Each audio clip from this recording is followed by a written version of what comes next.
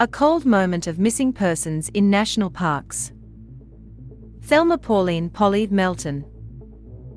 Polly Melton was not someone you would expect to be an avid hiker.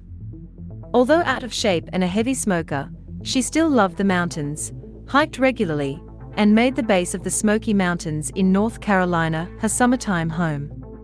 She had spent years visiting this location, and she was well known in the mountain town community, even volunteering almost daily at a senior home in town. Melton went on a trail marked Easy in September of 1981. She was with two friends, and it should have been a leisurely walk for the experienced Melton. According to the two women she was hiking with, she sped up ahead of them. It wasn't a far distance, but she went up over a knoll out of sight.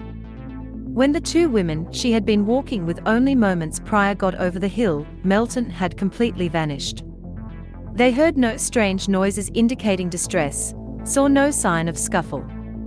They continued to the campsite, and still, no Polly. Melton didn't have any belongings with her, not even a change of clothes or her purse. She was also on medications for high blood pressure and nausea, and she didn't have these with her either. There was just no trace of her until over a year later, when a check in her name was cashed in Alabama. Police failed to say without a doubt that it was her signature. There is a popular theory that Melton had decided to run off that day. Her husband, the third and last presumably, had fallen ill, her mother had recently passed, and her pastor speculated she was having an affair. The day before she went missing, she was volunteering at the senior home like usual. However, she asked to use their phone for the first time in the 4 years she had worked there.